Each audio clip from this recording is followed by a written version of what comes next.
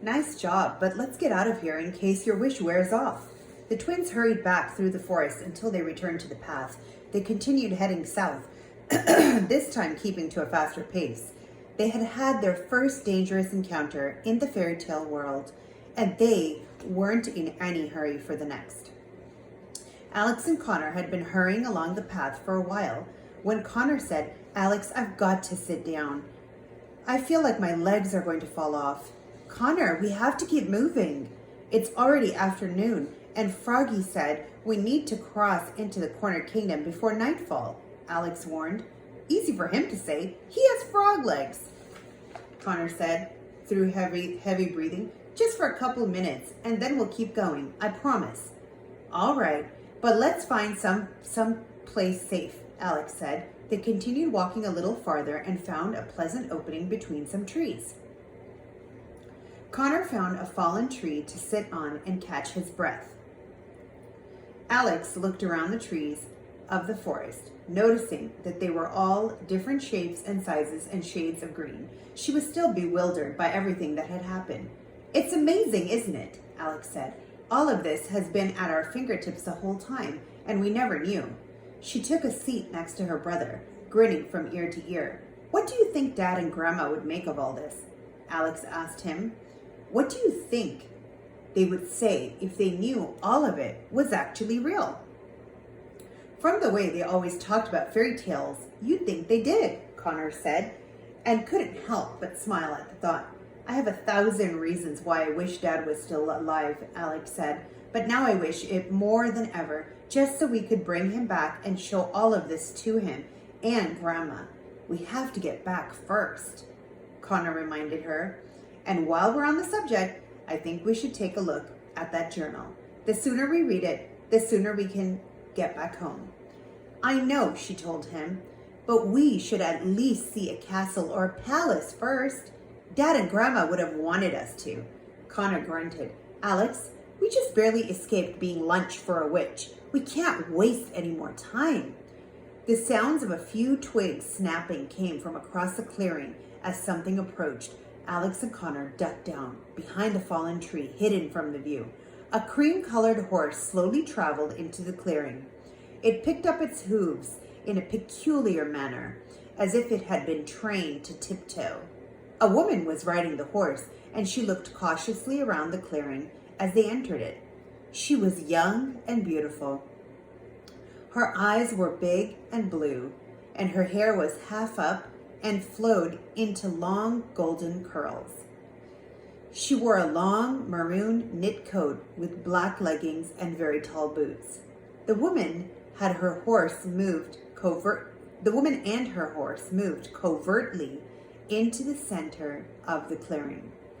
"Easy, Porridge," said the woman, stroking the horse. "That's a good girl. Nice and slow." She hopped down from the horse and made her way to a tree.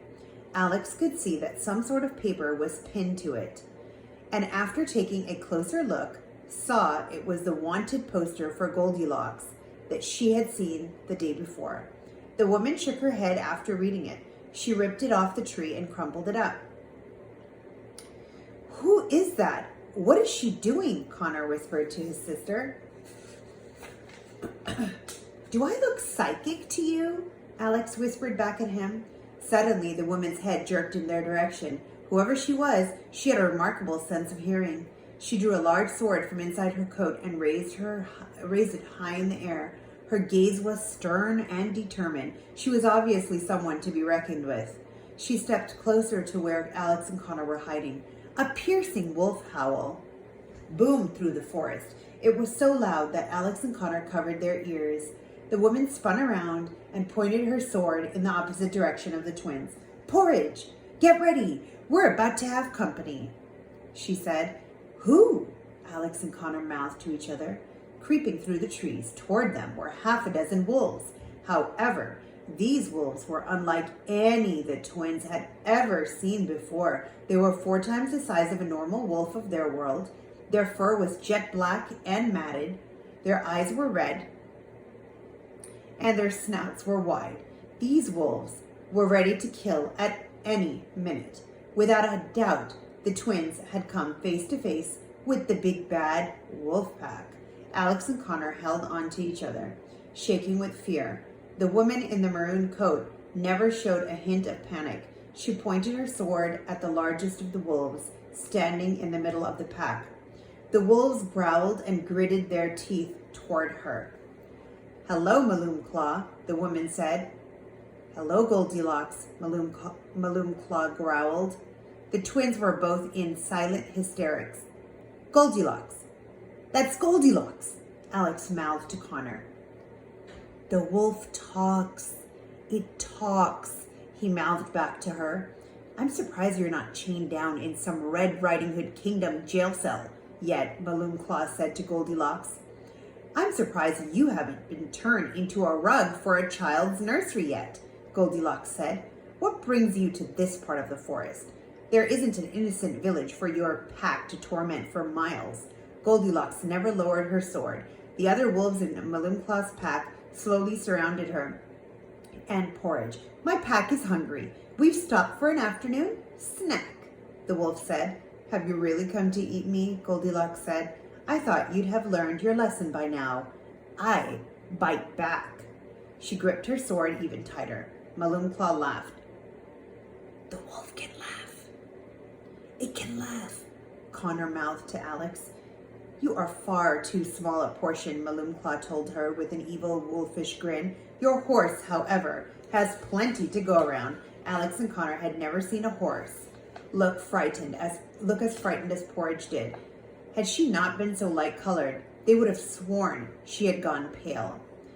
"If you so much as scratch her, I will wear you as a coat. Do you understand me?" Goldilocks warned him. "All people do in this world is eat one another," Connor whispered to Alex, and as soon as he did, he knew he shouldn't have.